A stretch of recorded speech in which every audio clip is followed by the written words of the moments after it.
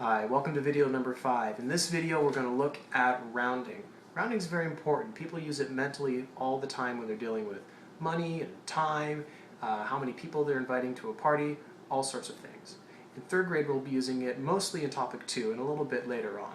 In 4th grade you'll be using it with larger numbers. You'll need to know how to round to the thousandths place or the 10,000ths place. But in this video we're just going to demonstrate rounding to the nearest 100 and rounding to the nearest 10. Now there's a little mantra that you can use when rounding, and I have some highly skilled academic experts that I brought in especially for this case. 4 to the floor, 5 to the sky. Alright, you maybe have heard 4 to the floor, 5 to the sky before, and that's okay. It's really effective and even little kids can memorize it. So let's go to the paper and do some examples with rounding to the nearest tens and the nearest hundreds. Alright, here's the title of our lesson. It's rounding, and our learning target is how to round numbers to the nearest 10 or the nearest 100. Down here we have our little phrase that our academic experts brought in. 4 to the floor, 5 to the sky. So let's look at our first example. We'll start with a small example like 37. If we want to round 37 to the nearest 10, what that means is we're going to be rounding this number here to the nearest 10. So what I always do is I like to underline that number. Then I look next door to the right, always to the right. And this is the number, this 7, is the number that is going to determine whether we round up or down to the nearest 10.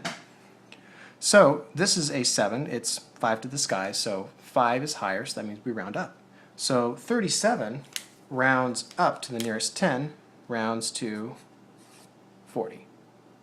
Alright, let's look at another example, something a little bit more involved. And this time the number is 752. And we also want to round it to the nearest 10.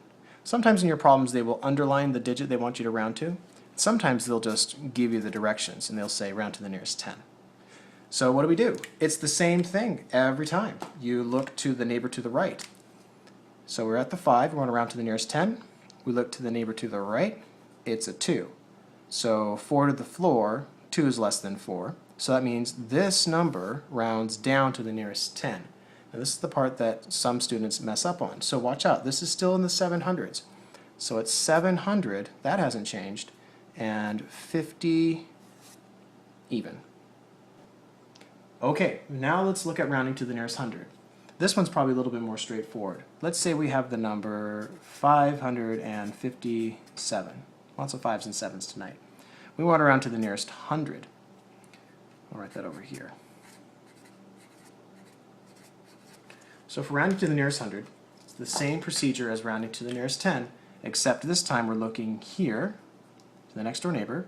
It's 5 to the sky, 4 to the floor.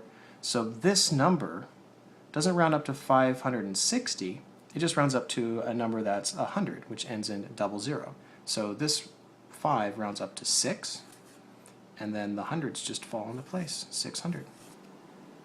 Okay, now it's time for your exit task. Now that you've seen a few examples of how to round to the nearest 10 and to the nearest 100, what I'd like you to do as your first assignment is to take this number, 654, and I'd like you to round it to the nearest 10.